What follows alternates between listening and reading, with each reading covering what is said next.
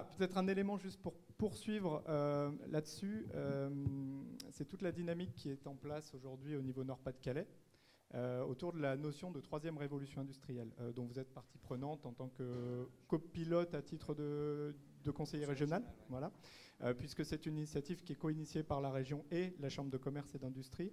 Peut-être quelques mots sur cet élément conceptuel, de la même manière que territoire énergie positive, c'est aussi une sorte de concept qu'on peut promouvoir pour pousser à l'action. Voilà. Quel est l'intérêt que vous voyez à pousser cette idée de troisième révolution industrielle, notamment par rapport à la capacité de mobilisation des actions? Donc c'est cette notion du récit aussi qu'on porte pour pousser à l'action.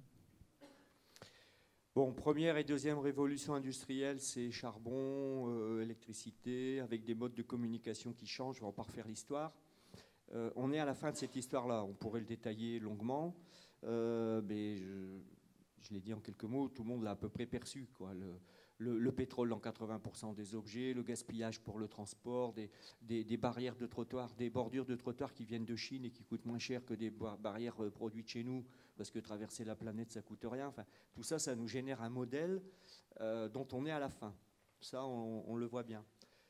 Alors, ce qui est très intéressant, c'est que Jérémy Rifkin, qui est compliqué à définir, semi-prospectiviste, semi-économiste, semi-battleur, semi-gourou, mais sympathique et militant de tout ça, mais maîtrisant l'art des médias et maîtrisant l'art d'une communication mondiale sur le changement de modèle qui est en cours. Si je dis ça, c'est parce que souvent, il peut se faire critiquer sur plein d'aspects, hein.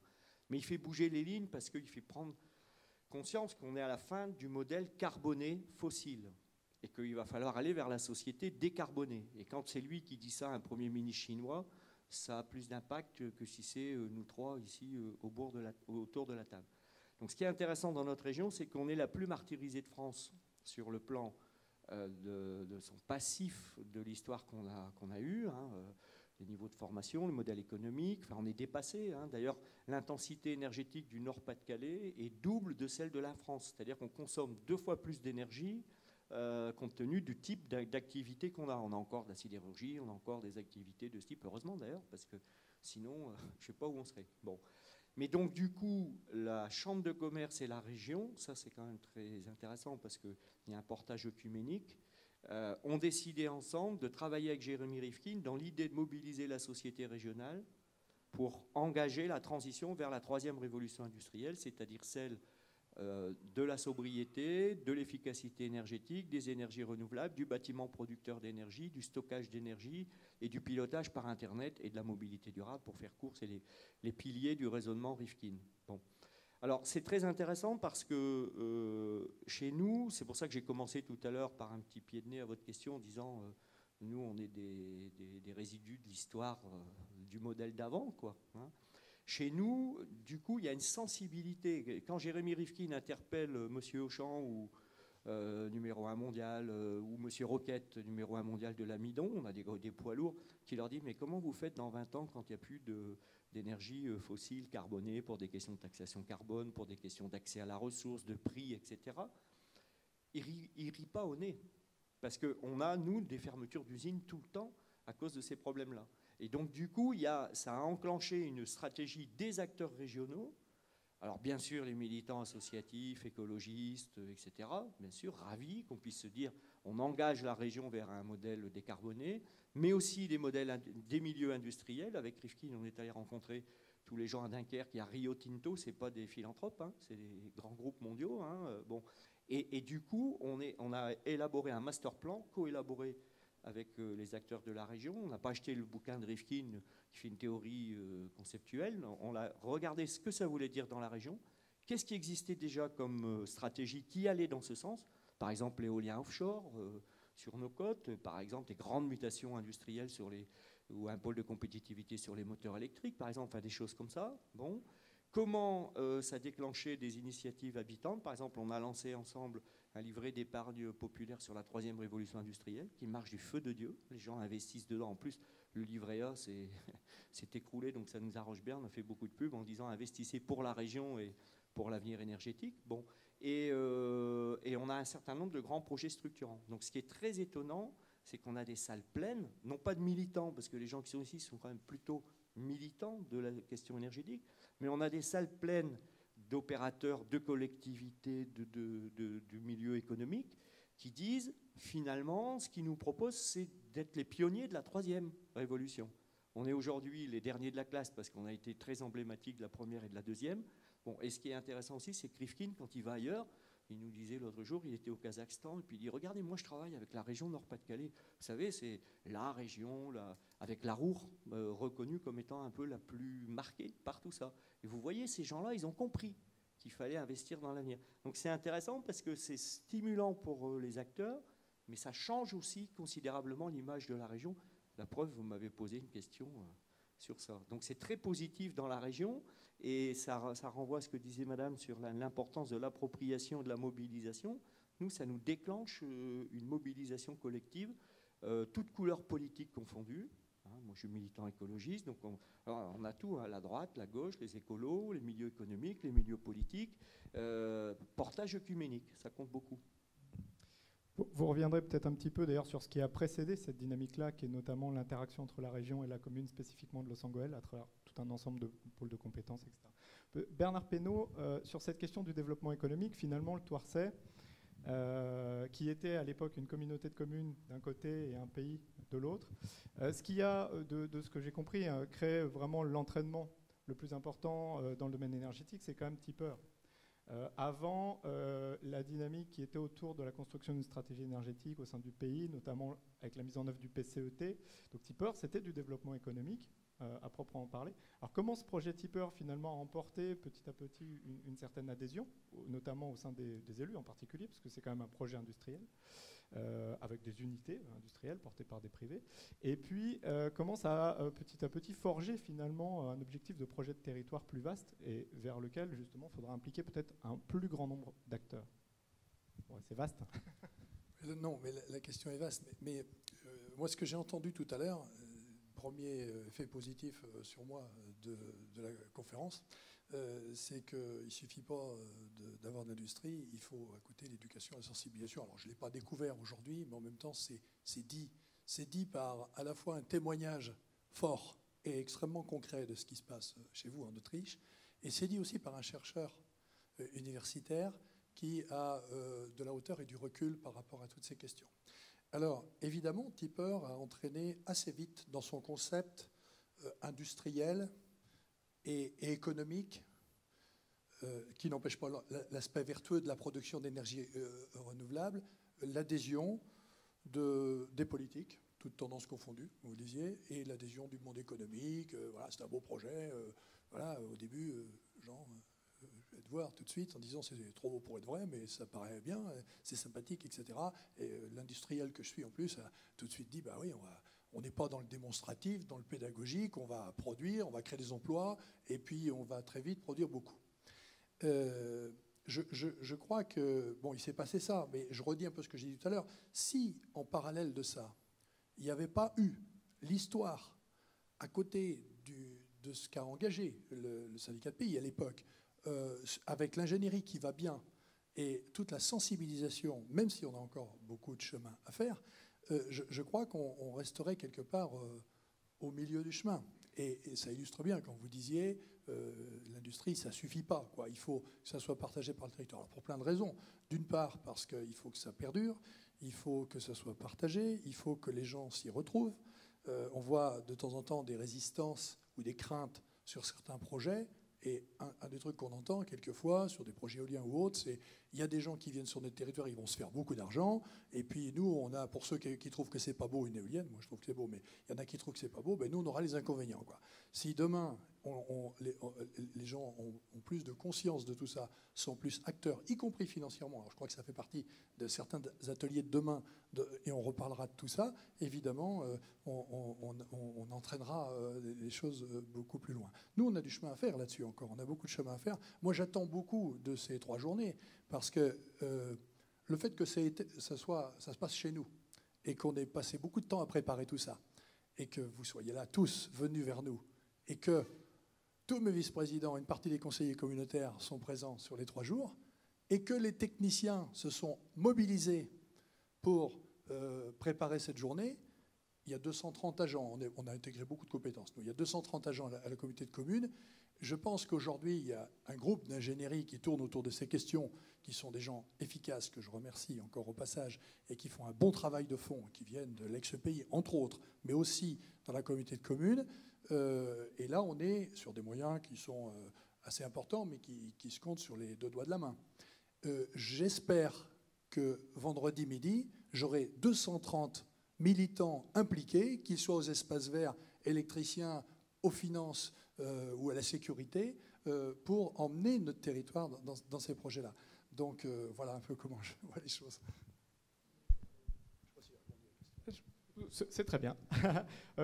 Jean-Pierre Goudard, quand on a eu quelques échanges préalables à cette table ronde, la première chose que vous m'avez dit modestement, c'est notre dynamique n'est pas comparable à celle des autres. Celle des autres intervenants à cette table ronde. Je pense aussi que c'est lié au fait que le territoire, votre territoire, mais aussi l'entité Beaujolais Vert, vers laquelle on va peut-être un peu s'attarder, est une entité différente. C'est-à-dire que le Beaujolais Vert, c'est ce que, comme le disait Pierre-Antoine Landel, c'est un territoire de projet. Donc peut-être une petite histoire, comment est né finalement ce territoire du Beaujolais Vert et comment petit à petit, finalement, il s'est saisi de la question énergétique. Et vous pourrez évoquer aussi peut-être vraiment, en revenant à l'échelle de la commune, des élus communaux, quelle est la mécanique un peu pas à pas, peut-être, qui a eu lieu sur votre territoire par rapport à ça? Ça fait, alors, déjà, bon, le Beaujolais Vert, je ne l'ai pas évoqué tout à l'heure, même si aujourd'hui il est un peu jaune, puisqu'on est à peu près 5 mois sans eau dans la région lyonnaise, et c'est une vraie catastrophe, notamment pour le monde agricole. Mais bon, le Beaujolais Vert, en principe, il est vert, avec des forêts et des pâturages. Et il n'est pas, comme son nom l'indique, aussi riche qu'on peut l'imaginer, puisque c'est un Beaujolais non viticole.